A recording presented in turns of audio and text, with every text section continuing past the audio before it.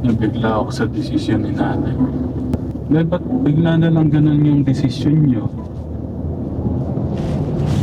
Eh, naawa rin po kasi ako sa bata eh. Para hindi na po napag-usap-usapan, wala na silang pinag-usap-usapan. Yeah. Wala na silang lait-laitin. After nyo nag-usap ni Kuya Nay, na ano ba, nabawasan mo ba yung pangamba nyo, yung pag-iisip nyo na kawawa yung anak ko dito? Sabi nga po niya, huwag na lang pong isipin yung mga nagbabas na yun. Hmm. Huwag na lang magbasa ng mga comment ko para daw po. Nakingat ka doon na. Alam mo naman, gaano ka kamahal ni tatay ha. Huwag mo kakalimutan si tatay ha. Hindi. Ano lang naman ka-telegram. Gusto ko lang iparating. Kumari lang. Si nanay ay talagang yung emosyon niya, yung nararamdaman niya, hindi natin nabago. Sinama na si Kuya. Ayun po guys, stop po muna natin. So just heads up lamang po. In this video naman po is, ito po yung pagpapatuloy po ng reaction video po natin nung nakaraan about nga po sa naging desisyon nga po ni Nanay Dita na bawiin or kunin na nga po si Luis kay Tekram dahil nga po sa mga bashers. Kung saan nga po is parang nagbago nga po dito yung pag-iisip ni Nanay after nga po siya makausap ni Luis, ni Tekram, nila Tito Flor, nila Tito June at ng Manalastas families. Kumbaga naging kampante nga po si Nanay at nagbago po yung isip na instead na kunin nga po si Luis, ay muli nga po niyang ipinapaubaya si Luis sa Manalastas family, especially kay Tatay Ram. So ito po ipagpatuloy po natin ang panonood. Yun nga, napunta si nanay. Hindi matigil ang luha niya pag-iyak niya kanina. Kala niya aping-api ka dito na. Parang baga hindi ka man naipagtatanggol ni tatay.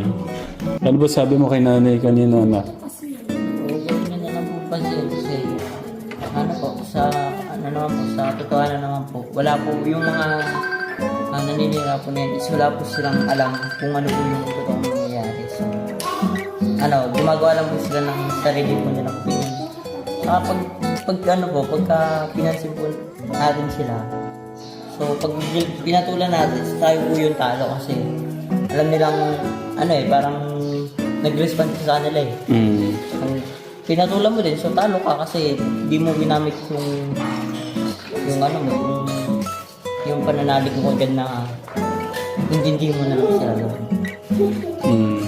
Na, Diba? Napakaganda po ng mga words ni Luis. So instead na magbasa daw po si nanay or kumbaga pansinin daw po yung mga bad comments or negative comments na iyon, is wag na lamang daw pong pansinin, wag na lamang daw pong basahin.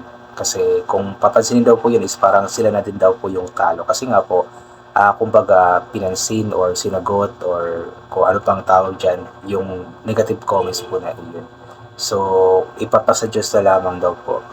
Kumbaga magtiwala na lamang sa Diyos at hindi naman daw po alam nung nag-comment na iyon or nag-comment na iyon kung ano nga ba ang totoong nangyayari nga po sa loob ng bahay po nila. naapi ka ba dito? Yeah.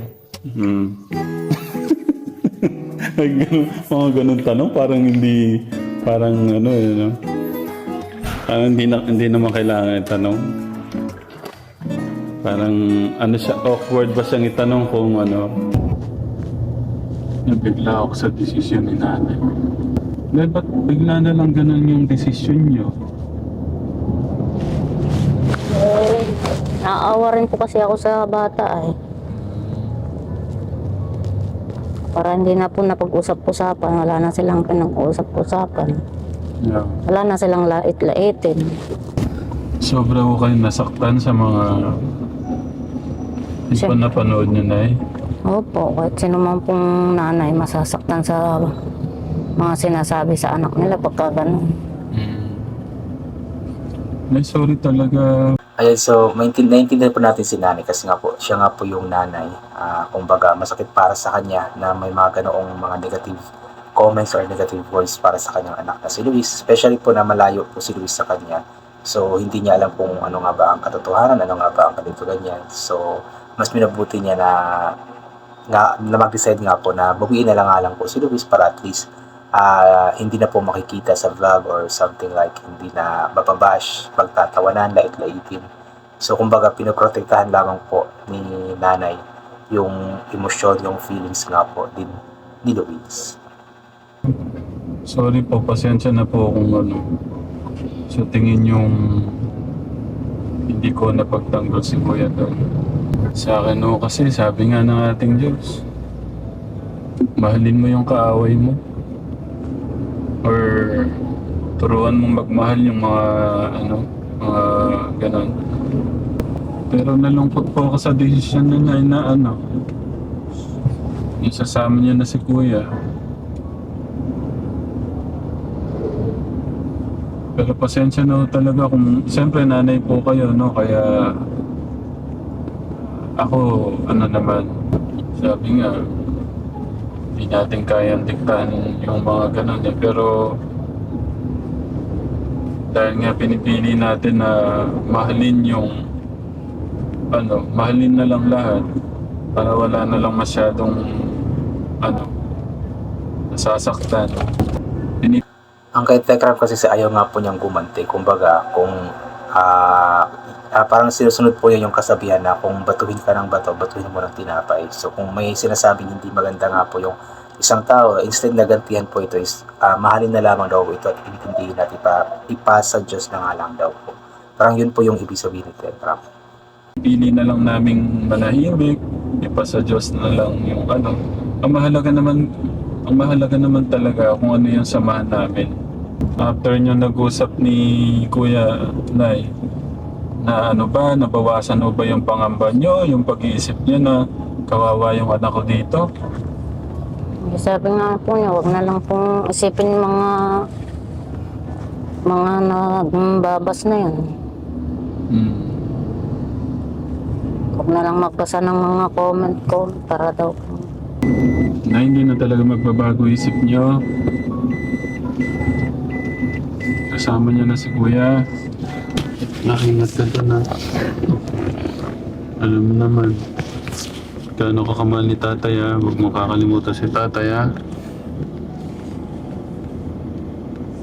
Hindi. Ano lang naman ka, Tekram. Gusto ko lang iparating. Kumari lang. Si nanay ay talagang yung emosyon niya, yung nararamdaman niya, hindi natin nabago. Sinama na si Kuya. Si Kuya man, or si Kuya man, yung anak man ho natin, di ba po kawawa lang kung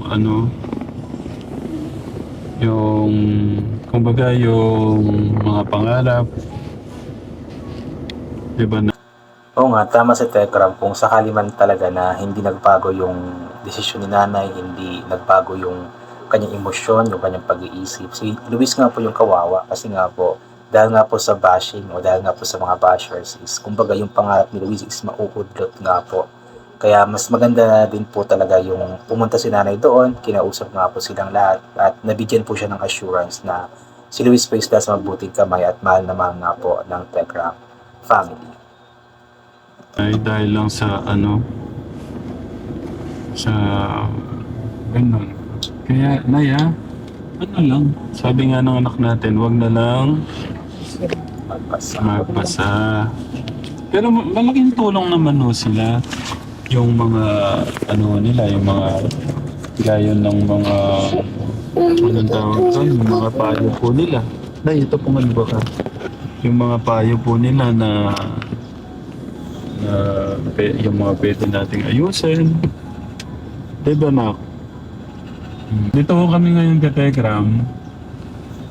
Sa terminal, iatid po natin sila nanay.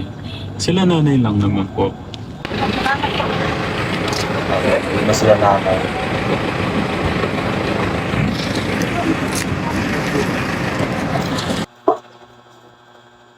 So yun nga po, natapos din. At yun nga po, ang ending po, even though sobrang sama ng loob ni nanay nga po dahil nga po sa pambabash or may mga namabash kay Luis, may mga nagbibigay ng mga negative comments kay Luis, but then after nga pong makausap ng masinsinan si nanay nila Tekram, family nila Tek Jun, higit sa lahat ni Luis, yun nga po, kumalma si nanay at nagbago nga po yung isip, yun po. So yun po, I think hanggang dito na lamang po muna ito. God bless po and bye for now po.